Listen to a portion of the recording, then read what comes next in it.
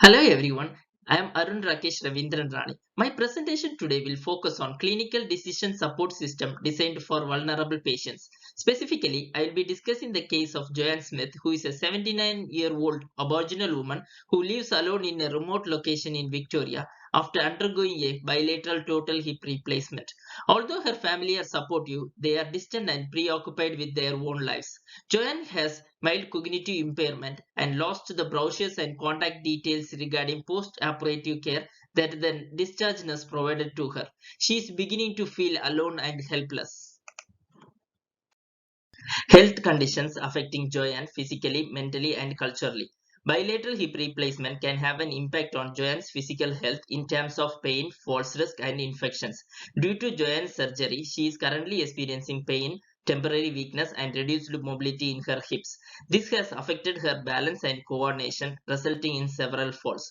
Poor wound care, inadequate hand hygiene, exposure to bacteria in the environment, and poor nutrition are different ways that Joanne is susceptible to infections. Due to Joanne's location being far away from the hospital, she has to endure a long, uncomfortable journey if she falls or gets an infection. Due to her family living away and being alone, Joanne experiences anxiety, fear, depression, and withdrawal from self care. She gets social isolation and loneliness for being away from her support networks. Joanne's health needs. As a 79-year-old woman who recently underwent a bilateral hip replacement, Joanne needs assistance with activities of daily living and needs help with walking, transfers, and using assistive devices such as a four-wheel frame. Moreover, Joanne requires a well-developed pain management plan and exercise program to help her manage any discomfort associated with her recent surgery. It is essential for her to have both pharmacological and non-pharmacological approaches such as ice therapy, relaxation techniques, and massage therapy. Joanne has to stay connected with her community for social and emotional support to help her cope with the stress and prevent isolation. Joanne's health preferences. Joanne's preferences are shaped by a number of factors, including her personal beliefs and values, cultural background, and prior experiences with healthcare. Joanne's preferences include having a community nurse or caregiver with prior experience in working with older adults. Additionally, she prefers the caregiver who visits her to be from a similar cultural and linguistic background.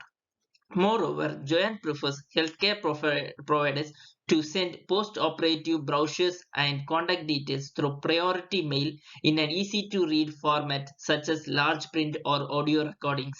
In addition, she prefers indigenous health centers for culturally appropriate care and community connection.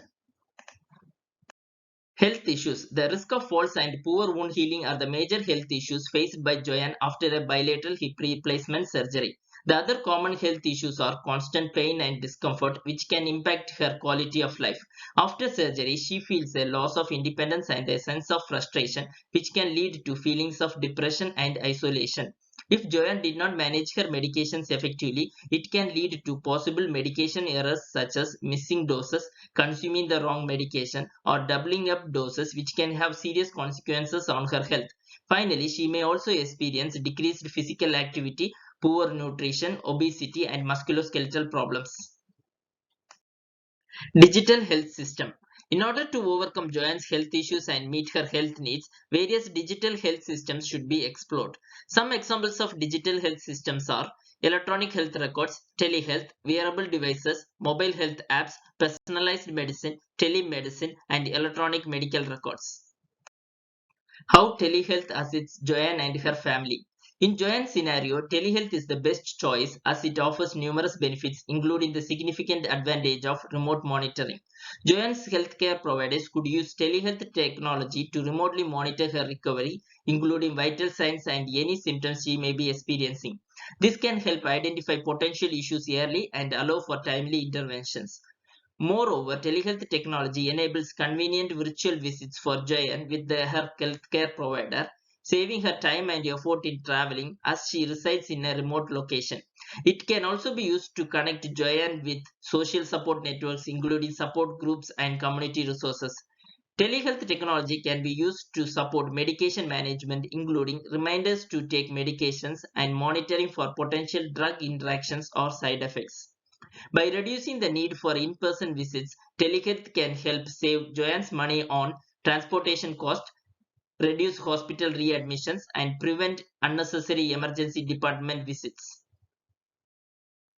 Joanne's challenges related to telehealth. While telehealth can offer many benefits to Joanne's scenario, there are also some challenges that need to be considered. The primary challenges are technology access and literacy, privacy and security concerns, technical difficulties, and lack of personal interaction.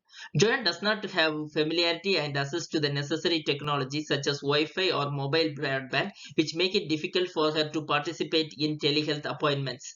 If she has those technologies and occur any technical difficulties during telehealth appointments, it can frustrate Joanne and healthcare providers, causing delays and potentially impacting the quality of care.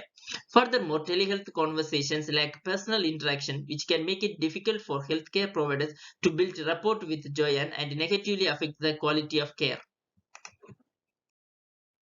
Some of the other challenges of telehealth include cognitive impairments, language and communication barriers, technical support, and emergency situations.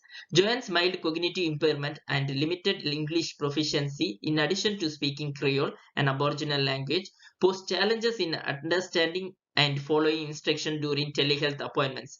In addition, Joanne needs technical support to set up broadband and troubleshoot issues, which could be provided by family members if she lived with them. Finally, telehealth appointments may not be suitable for emergency situations where immediate medical attention is required.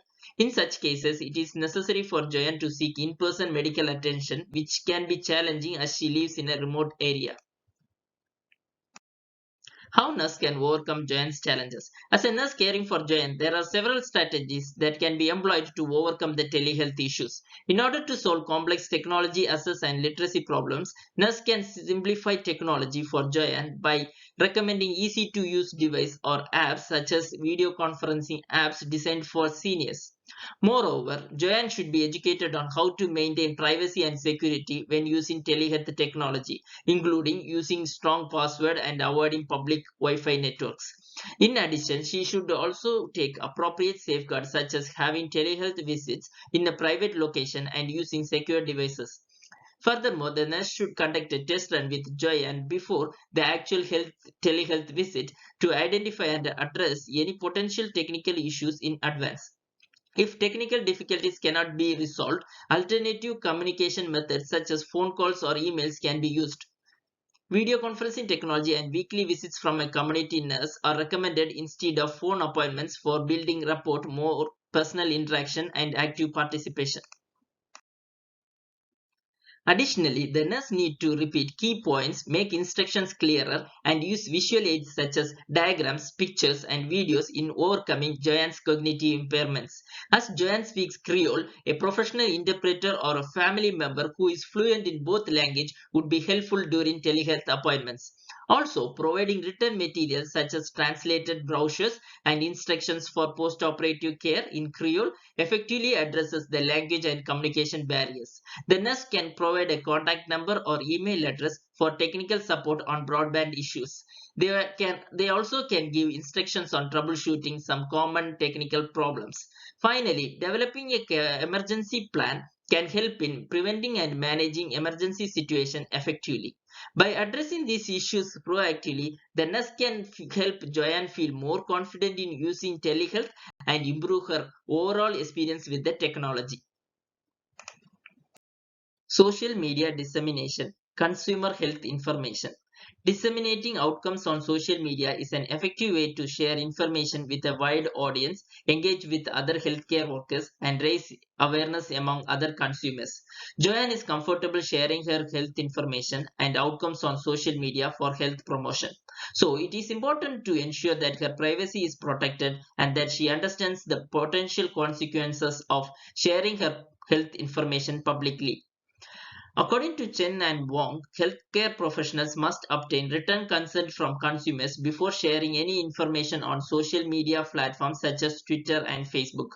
Healthcare professionals could make a video on Joanne's health condition, explaining the challenges she faced with telehealth and how the nurse supported her to overcome challenges as part of a health promotion media campaign.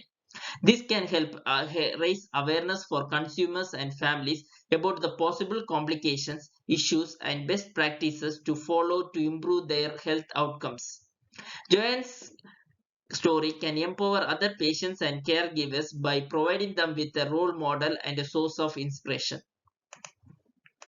Media dissemination, patient education. Moreover, sharing Joanne's story and photos in social media brochures and posts can create an opportunity to provide education and support to new consumers. It also helps new patients to understand what to expect and how to manage their own health conditions.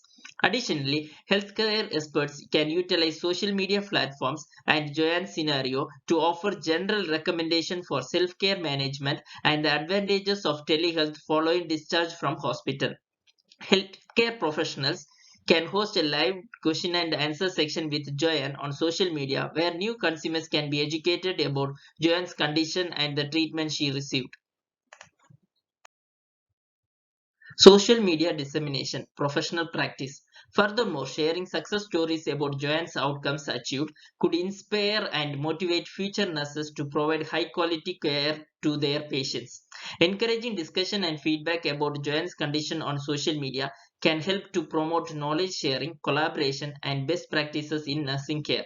Healthcare workers should always follow professional and regulatory requirements, especially those relating to defamation, discrimination, and racial hatred.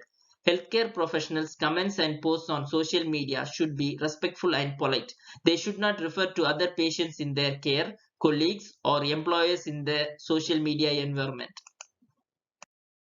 In conclusion, telehealth has revolutionized healthcare by increasing access to medical services and improving convenience for patients like Joanne. Thank you for patiently listening to my presentation and feel free to ask any questions through the comments section.